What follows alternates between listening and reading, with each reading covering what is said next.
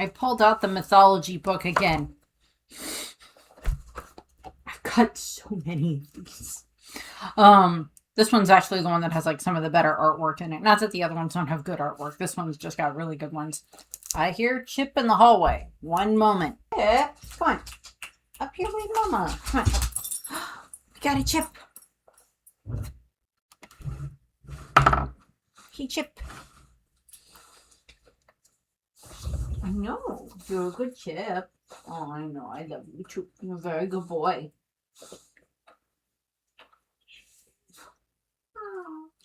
You're a good boy. I'm going to talk about mythology. I'm going to talk about mythology. Do you want to listen to Mama talk about mythology? Apparently not. Well, fine. Fine then. Have it your way. I'll tell the internet. Or come back. I'm not sure which one you're going to do. We'll see what happens.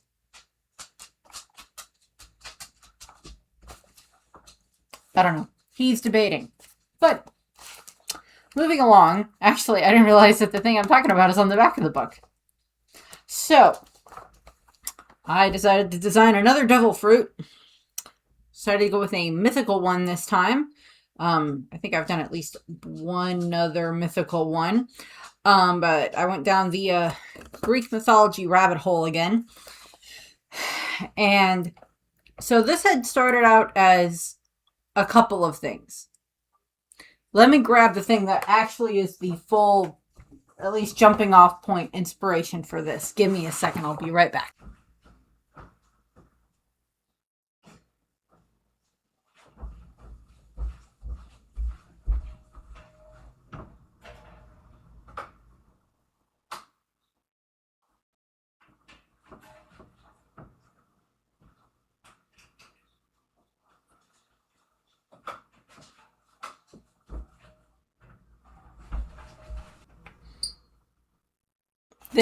This is what has technically been the root of the inspiration for this video.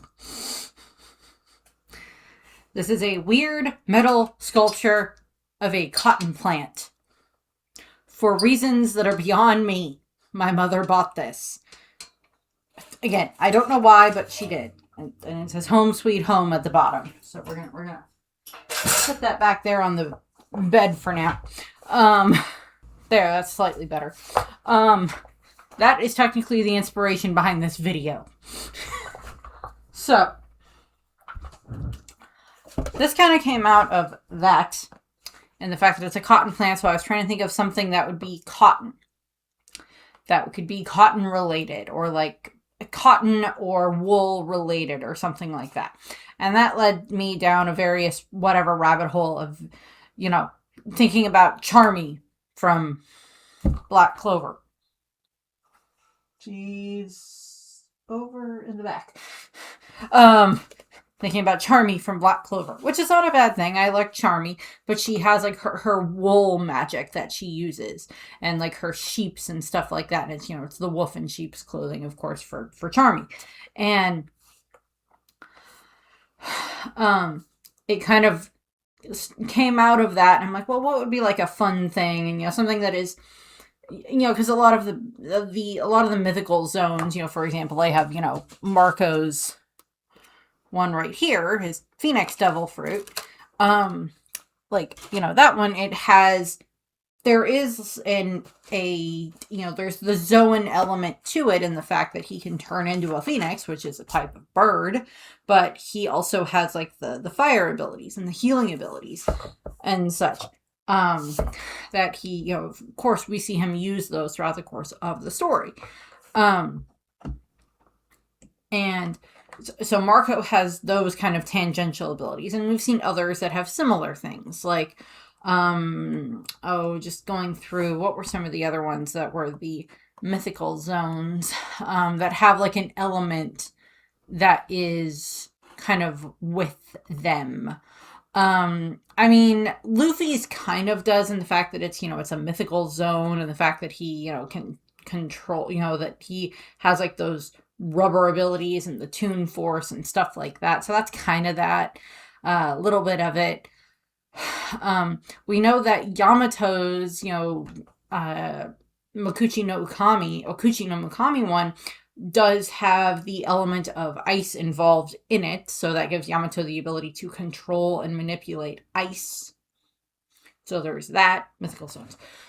So we've seen various other mythical zones throughout the story that have those connections. Like we have Kaido, who is a dragon who has lightning when it comes to his Boro breath, and fire in that regard as well. And we saw him use magma and a bunch of different stuff like that. So like Kaido just has the whole roundabout thing.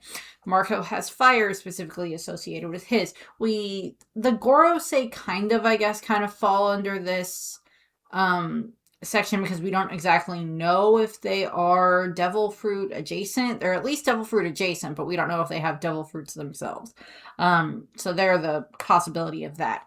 And there's, a couple of other ones that we've seen throughout the course of the story, but not that many other ones that deal specifically with some variation of connecting to an element for a Logia.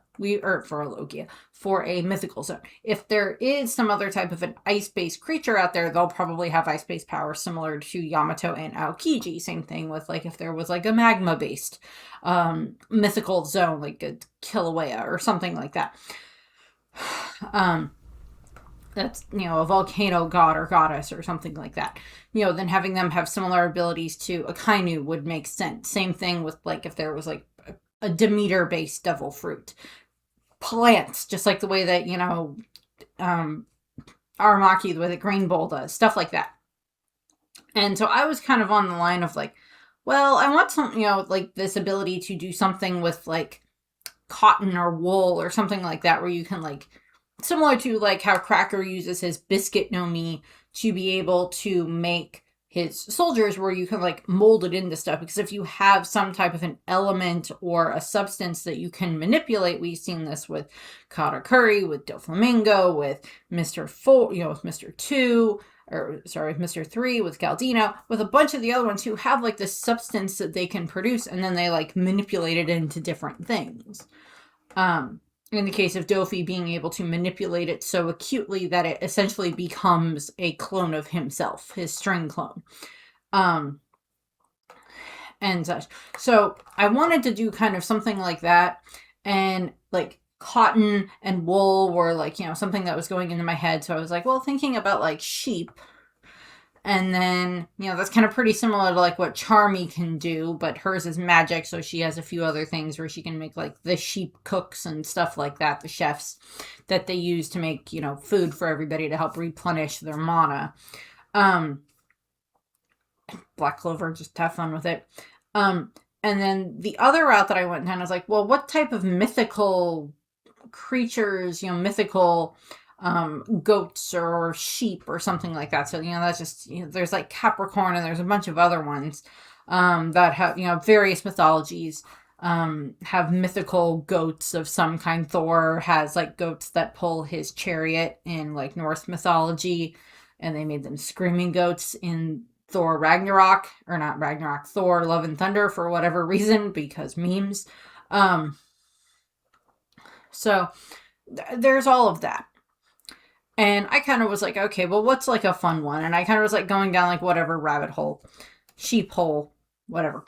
And I landed on something that I'm okay, this is a mythical type of creature. This is a mythical creature that can be for a mythical zone, and it is a sheep, and it would make sense for this creature to be able to produce wool and stuff like that that could then be manipulated, because that's the way that sheep work.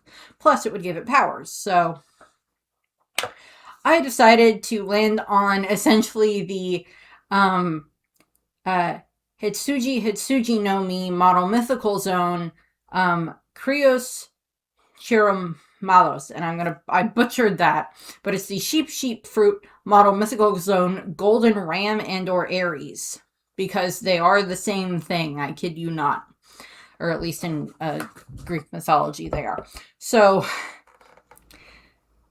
and of course, because I'm me, I made it. I made the devil fruit because I'm me. Devil fruit.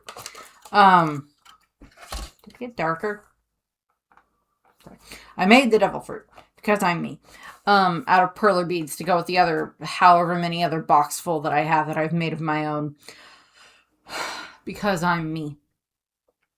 So, we get to touch on the Golden Fleeces and Jason and the Argonauts in this, but we're going to go back a bit to where this frickin' sheep actually came from, where this ram, this golden ram came from, before we kind of delve into the powers. So, this whole thing, this whole Golden Fleece that Jason goes on this adventure to get, has a whole freaking backstory of its own that I didn't know about. I figured it had some type of a backstory for like how this fleece got there in the first place, but I'm like, now I know the backstory of it. So, going into that, there's going to be names in this and I'm just going to mispronounce. So we're just going to kind of skip over that for the names and just essentially do this summary of a king has 2 children with his first wife. Then he ends up divorcing said first wife, getting new wife who was side piece because reasons. And she essentially tricks him by having a fake prophecy given that if he sacrifices his children, it will end a drought that she is causing. A famine that she is causing. Yeah, this already is messed up. So the mother of the 2 kids prays to the god Hermes, who is still like, yeah, no, we're not going to let these 2 these 2 innocent children be sacrificed for this. We're not doing that. So Hermes sends a golden ram, who is also a child of Poseidon, I believe. Again, reasons of whatever, don't know. Sends this golden ram to save the kids that are going to be sacrificed because their father's an idiot. Sends the ram to save the kids, which it does. It can talk to them, so it comes in and talks to the kids and it's just like, hey, hop on my back. They do so. And then the kids are then flown out of the castle. The mother of the children sees them be taken away, so she believes that they are safe. In the process of all of this, they end up flying over one of the seas, and the daughter falls off the back of the goat. And her brother and the ram, or she falls off the back of the ram. Her brother and the ram are like, try to find her, but she's like swept away and to my knowledge, never found again. So the ram now takes the son, the surviving child, to a kingdom. Clochus takes him there, where he is given sanctuary. And then the ram tells the kid to sacrifice itself to the gods, to Hermes, I believe, but to the gods, as thank you for saving his life. Kid does. The meat is sacrificed to the gods, and then the golden fleece is then kind of offered up as like a permanent sacrifice type of a thing to the gods. And the fleece is then essentially left to be a standing monument to the glory of the gods, I guess. And it just kind of stays there, giving, riches and bounty to the country. So yeah, that happens. Well, the ram is sacrificed to Poseidon, is who the ram is sacrificed to, who, if I remember correctly from a different myth, is also the ram's father. So the ram is sacrificed. Fleece is put like in a tree guarded by a dragon. And then because the ram did this, the ram is honored among the stars as the constellation Aries. Yeah. So that connects into stuff there because reasons that I don't understand, but it does, I guess.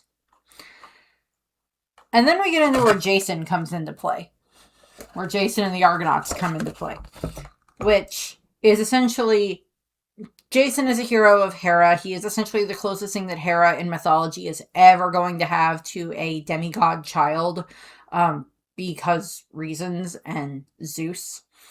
And Jason is essentially Hera's champion because his mother was a devoted follower of Hera. So Jason is given a task by the king of the country that he's from, who is, I think, his uncle or his cousin, one of the two, who is trying to betray him. And Jason is sent on this task to find the Golden Fleece, where he makes it to the country where the Golden Fleece is. The daughter of the king of the country, Medea, falls in love with him, who's a sorceress, and she helps him get the Golden Fleece. And they, get the fleece, and they get out of Dodge. Not Dodge, but they get out of Dodge. And they sail back to the kingdom, and they essentially use the fleece as their marriage bed, which is just weird. And sure, I guess, why not? And they take the fleece back to the kingdom, and stuff happens. I guess the fleece brings bounty to the kingdom. I'm not sure. But reasons, so yeah. So, yeah, there's a bit of a jumbled up mythology there for that thing. I will include 2 video links, or at least a video link to one of the other ones that gives a much better explanation as to the origins of the ram and the kids that it helps. I can do a much more concise and correct, probably, pronunciation of the names of the kids and the people involved than I can. Because, yeah, that's not a myth that I'm as familiar with, so I butchered those names, I'm quite sure of it. Although a ram being sacrificed, a sheep being sacrificed after saving kids, I'm recording this before Christmas, and I have no idea when it's going to go up, but maybe if it lands around Easter would make sense, in Lent, because of a sacrificial lamb could be brought in there. So, essentially the way that I landed on this, or set this up, is that it is a mythical zone. So you have the zone aspect where you can transform into either the full version of this creature or the hybrid, and that kind of just lands you in regards to looking like an anthropomorphized goat, or, an anthropomorphized sheep, which we do see one of the Minx is like a giant sheep. And we see there's other various ones you can look up. Capricorn from Fairy Tale, although he's a goat, not a sheep. Aries is the actual sheep. So go look at Aries from Fairy Tale. She is the better example of some of this, and is the literal incarnation of this thing to a degree, except because of the fact that I gave this thing some powers. So, which kind of come out of pop culture, but screw it. Oda likes to stick random powers on some different creatures, like giving Killingham various abilities to affect people's dreams. So, yeah, I'm just going to go with this. The setup that I have is that it allows you to turn into, like, the full golden ram setup. And then you can also turn into a hybrid. This also allows you to create and control wool. So you can control, you can use your wool as the ability to, like, make different things out of it. Very similar to, the paramecias that produce the substance. Dofi with his string, Mr. 3 with his wax, stuff like that. Where you can make those different things. And then, depending on your control over them and how much you've practiced with that part of the devil fruit, you would be able to then either make them move or some variation of it. Type of a thing. And then it also gives you the ability of flight, because the ram can fly, so you can fly too. So just it's another devil fruit that allows you to fly that's not a bird. Bird or bat, in the case of Stussy. And then it also gives you healing ability. We've got, as I stated, we've got several other devil fruits in this series that deal with healing abilities. We've got Marco's being the main one that we are familiar with. Laws, to a degree, has some of that healing ability at the fact that it's, the Operation Devil Fruit. And then you also have Moncherie, who has the Heal fruit. This ability would be kind of like the much closer to like what Marco can pull off. Although Marco's ability is more involved in being able to heal himself because we see him get shot multiple times during the battles that he's in, and he just is able to like heal himself and he's fine. It doesn't even phase him at this point in time. And then he is able to use his ability to heal the Sphinx on Sphinx Island, and then he's also able to use it to help Whitebeard to a degree before the Battle of Marineford. And of course, we see him utilize his healing flames during the raid on Onigashima, when he is using them to help kind of buy time for Chopper to make an antidote. So, we've seen Marco use his abilities at various points in time for that type of stuff. I have no problem with this. In the case of this, it is the power would be healing ability because, and this is delving into much more recent stuff, much more recent pop culture, is that's kind of getting stuck on there because of in Percy Jackson, they have it that they have to go get the Golden Fleece to be able to heal one of the heroes, one of the demigods. That one of the hero kids, heal Thalia, to heal her. And they, so they do that throughout the course of one of the books. I think that's Sea of Monsters, which is, I think, the season that is like getting trailers now, or I don't think it'll be out by the time this video goes up, but trailers at the very least. I think is involved with that, where they have to go try to get the Golden Fleece. So it gives you healing abilities to be able to help, heal your allies or whatever, or heal anybody. It doesn't have to be your allies. You can heal your mortal enemy for all I care with this power, depending on the circumstances. And, so you're able to do that. I like the idea of essentially being able to turn into a giant sheep, because reasons. They're cute. I am a giant golden Wooloo from Pokemon now. What are you going to do about it? Or giant Mareep, or whatever you want to, whatever variation of a sheep you want to go with. And so it's, again, it gives you those levels of like, you can do like the hybrid form, and, because it's a mythical zone, it's got a bit more durability, stuff like that. Healing, definitely useful. It would be good to have on someone, around someone who's a doctor, or someone who is a doctor, type of a thing. Or, whoever your healing cleric is in your D&D party, take your pick. I don't know. But so they have that connection there. I don't really have much else for this. This was more of just, I thought of this. I thought it was fun. It's not nearly as involved as some of the other devil fruits that I have come up with by a long shot. But I thought it was a fun idea. So that's what we're doing here. So I thank you for watching. I hope you enjoyed the video, and I hope you have a nice rest of your day. Bye.